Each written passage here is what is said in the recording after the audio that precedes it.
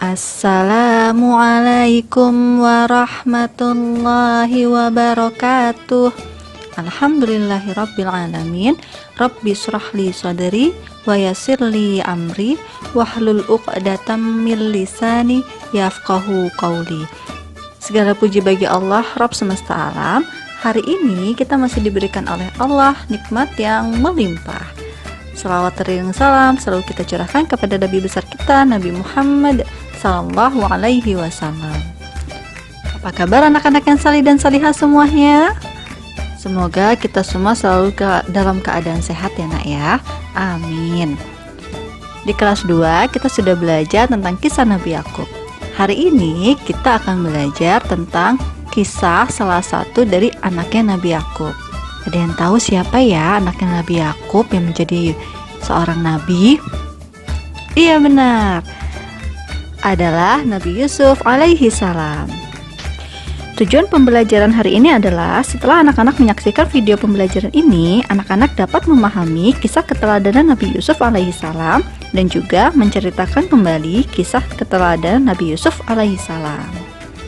Sudah siap mendengarkan kisahnya?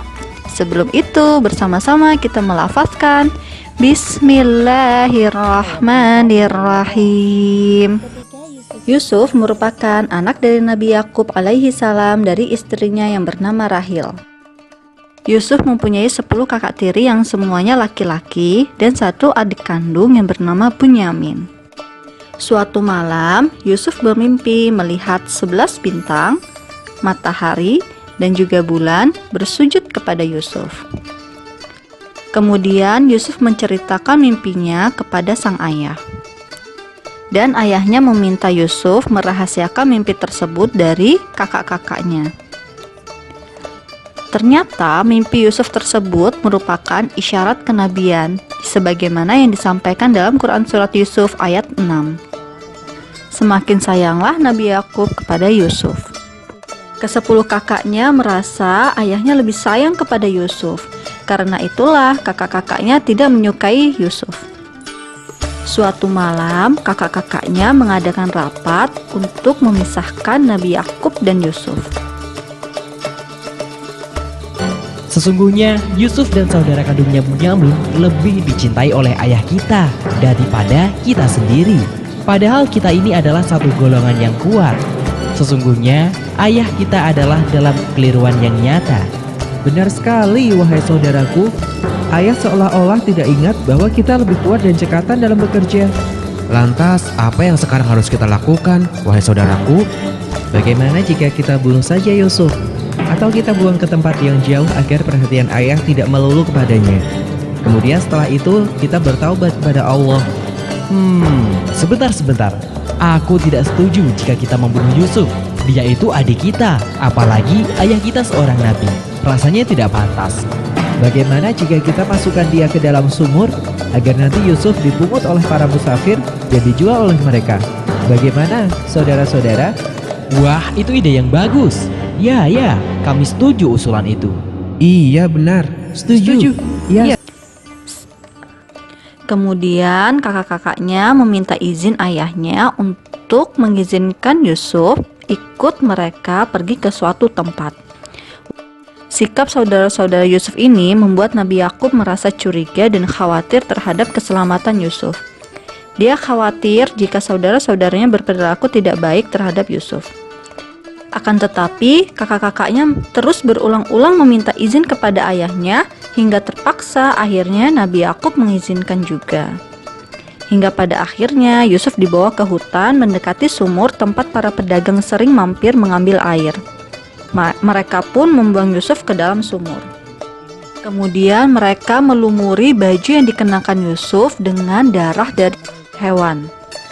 Saudara-saudara Yusuf kemudian pulang dan berkata kepada sang ayah, Yusuf telah dimakan oleh serigala.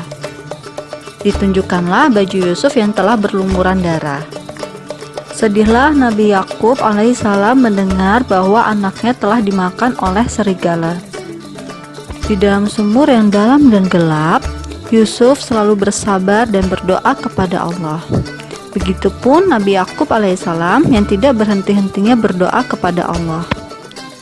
Kemudian ada musafir yang melewati sumur tersebut dan mereka haus. Mereka mengambil air dari sumur. Dan kagetlah mereka. Ternyata yang didapatkan bukan air, merupakan seorang anak yang tampan. Para musafir tersebut pun berniat untuk menjual Yusuf. Mereka pun melanjutkan perjalanan. Pada zaman dulu tidak aneh jika anak-anak dijual. Tapi kalau sekarang sudah tidak ada lagi ya, insya Allah.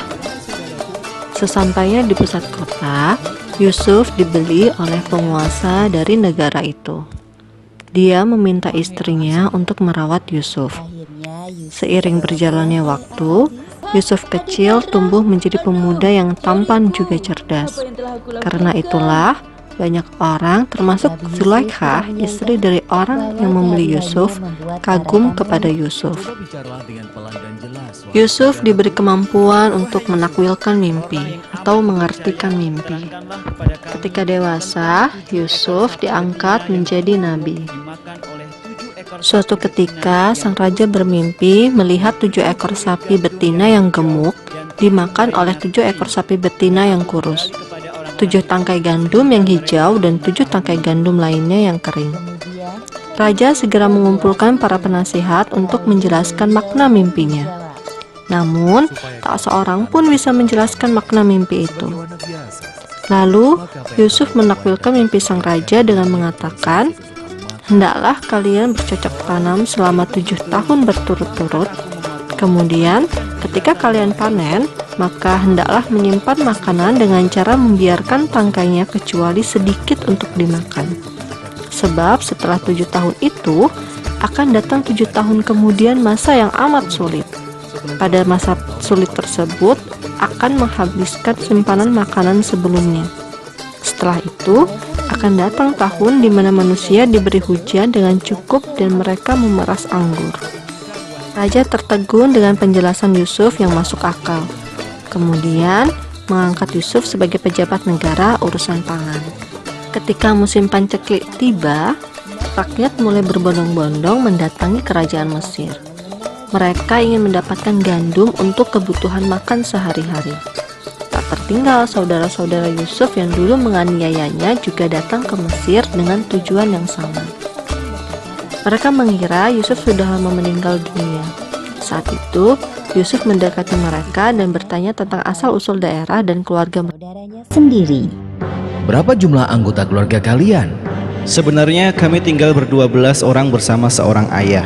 Namun malangnya satu adik kami pergi dan hilang di padang Sahara, sedangkan satunya lagi tinggal di rumah menjaga ayah kami yang sudah tua. Jadi, masih ada satu saudara kalian yang tidak ikut mengambil jatah makanannya? Itu karena ia bertugas menjaga ayah kami yang sedang sakit-sakit di rumah. Bawalah kepadaku saudaramu yang seayah dengan kamu.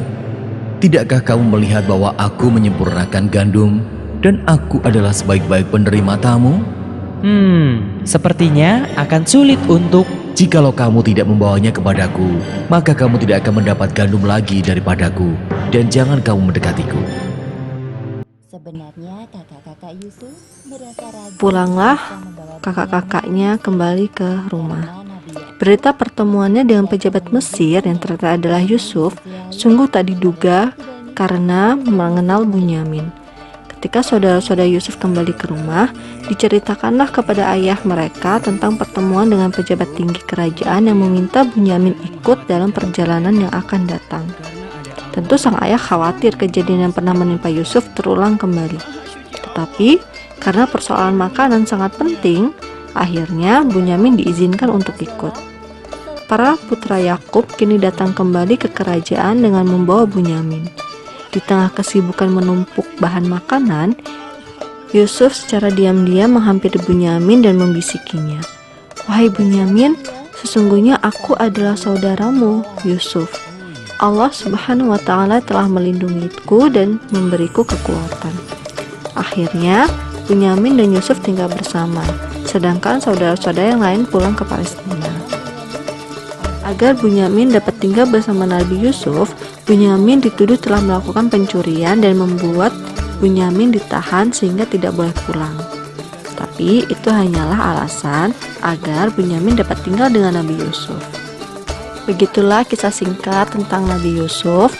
Kesimpulan dapat kita ambil adalah Nabi Yusuf merupakan anak Nabi Yakub dan Rahil yang memiliki seorang saudara kandung bernama Bunyamin dan 10 kakak tiri.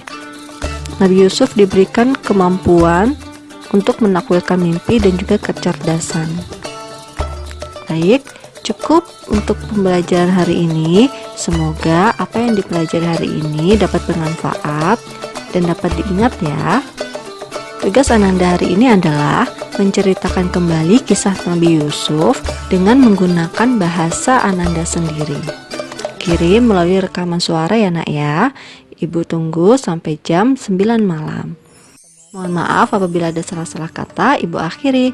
Assalamualaikum warahmatullahi wabarakatuh.